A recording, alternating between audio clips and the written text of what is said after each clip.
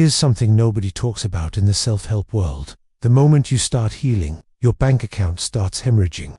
You're meditating daily, journaling through your trauma, setting boundaries like a boss, and suddenly you're eating ramen noodles again. What the hell is happening?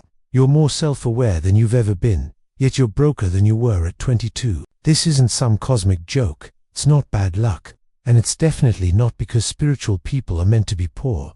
That's garbage. The Roman Emperor Marcus Aurelius, who literally had all the money in the world, understood something most people never figure out. Your relationship with money is a direct reflection of your relationship with yourself. And when you start changing that relationship, everything gets shaken up. The truth is, your healing journey isn't blocking your abundance. It's revealing why abundance was never safe for you in the first place. Your nervous system is literally protecting you from wealth because, somewhere deep in your subconscious programming, money equals danger. Maybe it meant screaming matches between your parents.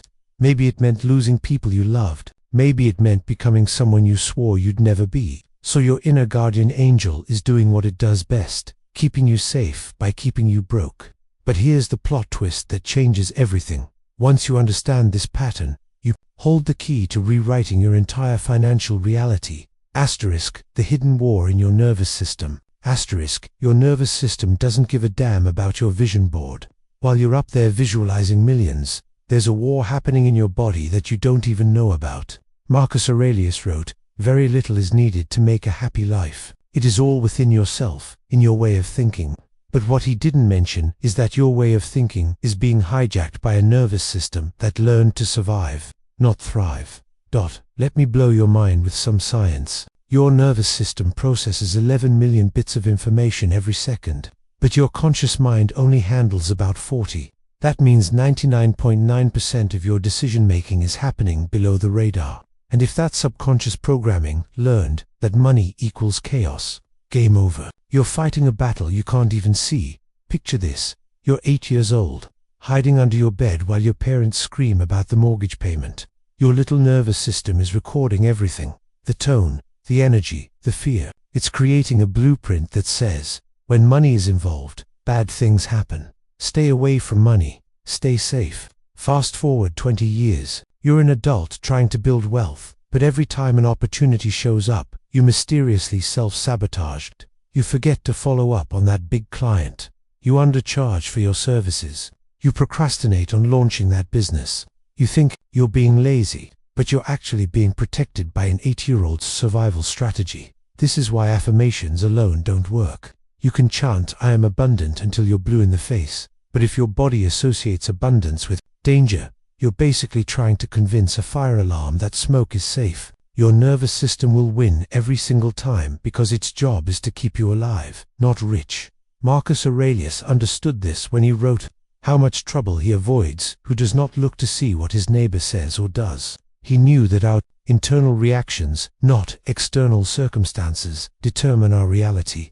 But here's the kicker. Those internal reactions were programmed when you were too young to choose them. The healing journey brings all of this to the surface. Suddenly, you're aware of these patterns for the first time. You see how you shrink when money conversations come up. You notice how you deflect compliments about your success. You realize you've been playing small your entire life, not because you lack ambition, but because your nervous system learned that playing big equals playing dangerous. And this is why healing can feel like financial quicksand. You're not just changing your thoughts, you're rewiring decades of survival programming. Your old identity is fighting for its life because, to your subconscious mind, changing means dying. So it throws everything it's got at keeping you exactly where you are, broke, but familiar. The good news, once you see the game, you can change the rules. But first, you have to understand that this isn't about willpower or positive thinking. This is about convincing your nervous system that abundance is actually safe. And that, my friend, is deep work that requires patience, compassion, and a completely different approach than what the gurus are selling you.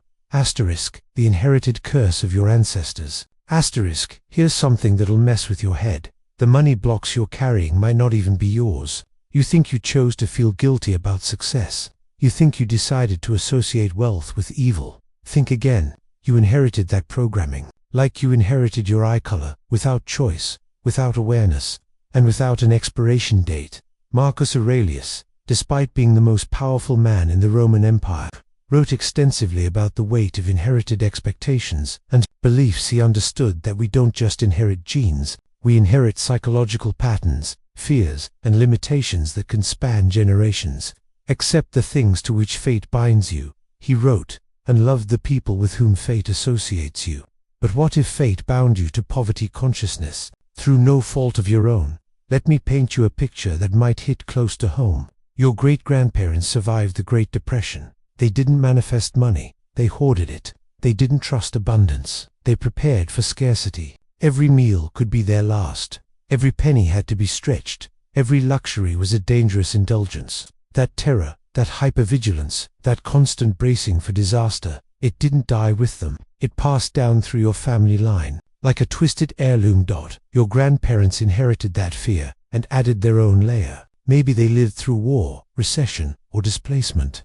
Maybe they learned that money meant survival, not joy. That wealthy people were the enemy. That asking for more was selfish. That suffering was noble and ease was suspicious. They passed these beliefs to your parents, who created their own relationship with money, maybe swinging to extreme frugality or reckless spending, but always from a place of unhealed trauma. And then there's you, sitting in therapy, doing breathwork, reading self-help books, wondering why you can't seem to break through your income ceiling. You're not just battling your own limiting beliefs, you're carrying the financial trauma of your entire lineage. No wonder it feels impossible. The science backs this up. Epigenetic research shows that trauma can literally change our DNA and pass those changes to our children. Your ancestors' financial stress didn't just affect their bank accounts, it affected their biology, and you inherited that biology, complete with the stress responses, the hypervigilance, and the deep cellular knowing that money isn't safe.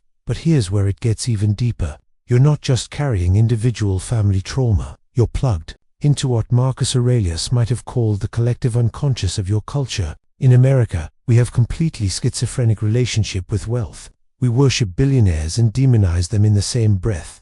We chase the American dream while believing that money corrupts. We celebrate hustle culture while secretly believing that wealthy people are inherently selfish. These contradictory messages create what psychologists call cognitive dissonance, and your nervous system hates cognitive dissonance. So it picks a side, usually the side that feels safer. And for most people, especially those on a healing journey, safer means staying small, staying humble, staying broke. This is why your healing journey can trigger a financial crisis. As you become more conscious, you start seeing these inherited patterns clearly for the first time. You realize you've been living someone else's financial story, following someone else's rules about money, carrying someone else's shame about success. The awakening is liberating and terrifying because it means everything you thought you knew about money might be wrong. But here's the empowering truth. Marcus Aurelius would want you to know, awareness is the beginning of freedom. You didn't choose these patterns, but now that you can see them, you can choose differently. You can become what family therapists call the pattern breaker, the one who stops the generational cycle and creates a new legacy, not just for yourself, but for every generation that comes after you. The shadow money that's sabotaging your success. Asterisk, let's talk about the parts of your money story that you've been hiding from yourself. Marcus Aurelius was obsessed with self-examination, constantly asking himself the hard questions that most people spend their lives avoiding. How much trouble he avoids, who does not look to see what his neighbor says or does, but only to what he does himself, he wrote. But what happens when what you're doing to yourself is unconscious, self-sabotage? There's a part of you that doesn't want to be wealthy. I know. Your conscious mind is screaming, that's ridiculous. Of course I want money. But there's another part, lurking in what psychologists call your shadow, that associates wealth with everything you've sworn to never become. And that part has veto power over your entire financial reality. Maybe you grew up watching wealthy relatives who were cold, selfish, or emotionally unavailable. Maybe you witnessed rich people in your community who seemed disconnected from real human struggles. Maybe your parents constantly criticized those rich people who think they're better than us. Your young mind absorbed a simple equation. Money equals becoming someone I don't want to be. And now, every time success knocks on your door, that equation activates.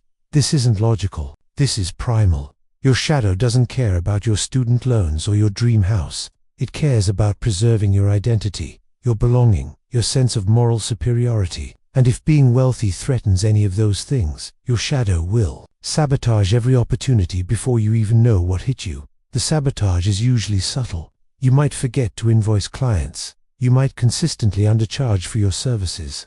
You might have brilliant business ideas that you never quite follow through on. You might attract clients or opportunities and then mysteriously find reasons why they're not a good fit. You might stay in jobs that drain you because they feel safe, familiar, and morally acceptable. Marcus Aurelius understood this internal conflict when he wrote, "Confine yourself to the present." He knew that most of our suffering comes from stories we tell ourselves about the future, including stories about who we'll become if we get what we want. Your shadow is terrified that success will change you into someone you won't recognize, someone your family won't accept, someone who's lost touch with their values. But here's the twist. Your shadow isn't just hiding your capacity for greed or selfishness. It's also hiding your capacity for generosity, impact, and leadership. You think you're staying humble by staying broke, but you might actually be staying selfish. Because when you're constantly worried about your own financial survival, you don't have the bandwidth to help others. When you're under-earning, you're also under-giving. The wealthiest people I know aren't the greediest. They're often the most generous, not because money made them generous, but because their capacity to receive allowed them to give. Your shadow has convinced you that wanting wealth is evidence of your corruption. But what if it's actually evidence of your expansion? What if your desire for abundance isn't coming from ego, but from your soul's knowing that you have something important to offer the world, and you need resources to offer it? This is where the healing journey gets really uncomfortable. You have to face the possibility that your financial struggles aren't evidence of your spiritual purity. They might be evidence of your spiritual bypassing, using spirituality to avoid the messy, complicated, adult responsibility of building wealth and wielding power consciously. Marcus Aurelius didn't renounce his wealth to prove his virtue. He used his wealth as a tool for service, as a means of fulfilling his duty to his people. He understood that true integrity isn't about avoiding power, it's about using power wisely. And that starts with getting honest about the parts of you that are afraid of your own potential. Your shadow money story might be keeping you safe from judgment, rejection, or moral complexity, but it's also keeping you safe from your own greatness. And the world doesn't need you to stay small, to stay pure. The world needs you to get big enough to hold both wealth and wisdom, both success and service, both power and compassion. Asterisk, the nervous system revolution. Asterisk, here's what every financial advisor gets wrong. They think your money problems are happening in your head, but they're actually happening in your body. While you're up there trying to budget and strategize, your nervous system is down there making executive decisions about what you're safe to have, hold, and become. And until you address the body, the mind will keep hitting the same walls over and over again. Marcus Aurelius knew this. You have power over your mind, not outside events, he wrote. Realize this, and you will find strength. But what he understood that most people miss is that your mind and your body are not separate systems. They're one integrated network, and your body holds the final vote on every financial decision you make. Let's get scientific for a minute. Your autonomic nervous system has two main settings: sympathetic fight or flight, and parasympathetic rest and digest. When you're in fight or flight, your body is laser-focused on immediate survival. It shuts down non-essential functions like creativity, long-term planning, and yes, the ability to receive abundance. You can't manifest from a state of panic, and you can't attract wealth when your body believes it's under attack. Now, here's the kicker. If your early experiences taught you that money equals danger, every financial opportunity triggers fight or flight. Your body literally cannot tell the difference between a tiger chasing you and a client offering you a big contract. The physiological response is identical: rapid heartbeat, shallow breathing, tunnel vision, and the overwhelming urge to run or freeze. This is why you might feel inexplicably anxious when good things happen. This is why you might sabotage opportunities that should excite you. This is why you might feel more comfortable in financial struggle than in financial flow.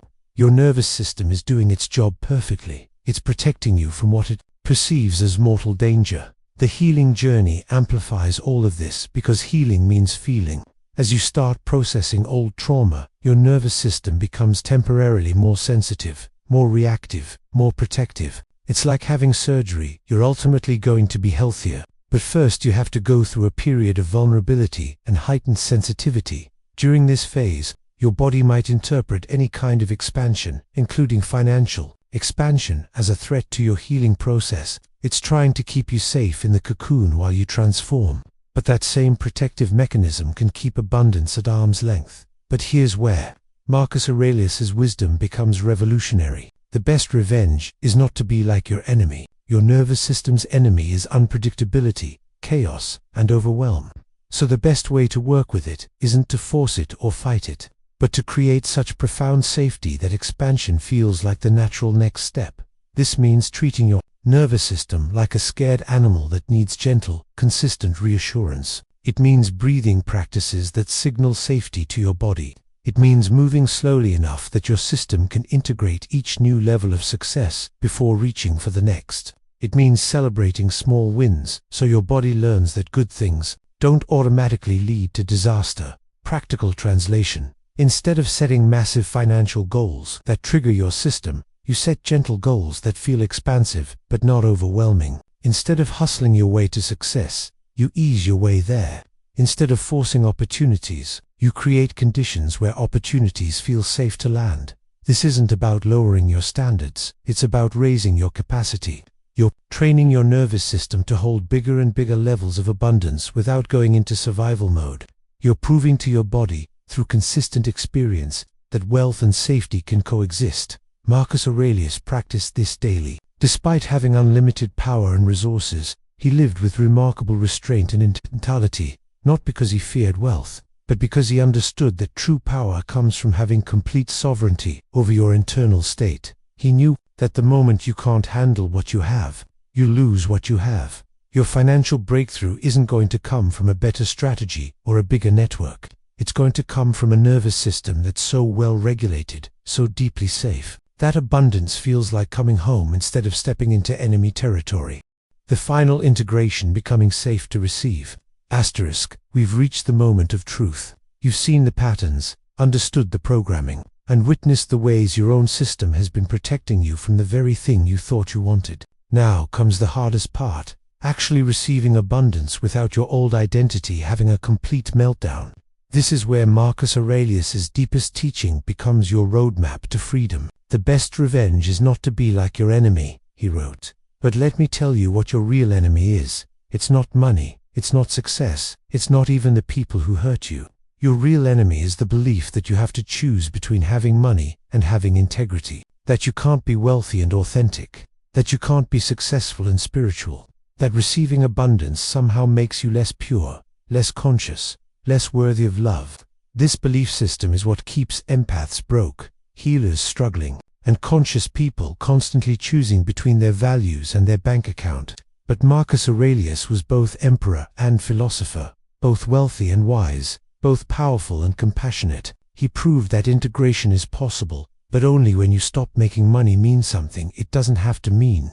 Here's the truth that'll set you free. Money is neutral, it's energy, it's a tool. It's not inherently good or evil, spiritual or unspiritual, pure or corrupt. The only thing that gives money meaning is the consciousness of the person wielding it. And if you're someone who's done the deep work, who's faced your shadow, who's committed to growth and service, you're exactly the kind of person who should have wealth. But receiving requires a complete identity shift. You have to be willing to outgrow the version of yourself that found identity in struggle, nobility in sacrifice, and superiority in suffering. You have to be willing to become someone who doesn't need to earn love through exhaustion, prove worth through deprivation, or maintain authenticity through poverty. This is terrifying because it means letting go of the moral high ground that financial struggle provides. It means no longer being able to bond with people over how broke you are. It means taking responsibility for your impact in a way you never had to when you were powerless. It means stepping into the adult version of yourself that can hold both wealth and wisdom without losing either. Marcus Aurelius called this process the discipline of desire, learning to want what serves not just you, but the greater good. When your desire for abundance comes from a place of service rather than scarcity, when it comes from overflow rather than emptiness, when it comes from love rather than fear, that's when your nervous system finally says yes. The integration happens in layers. First, You learn to receive small amounts without guilt or panic. A compliment, a gift, a gesture of appreciation. You practice saying thank you instead of deflecting. You practice accepting help instead of insisting you can do it alone.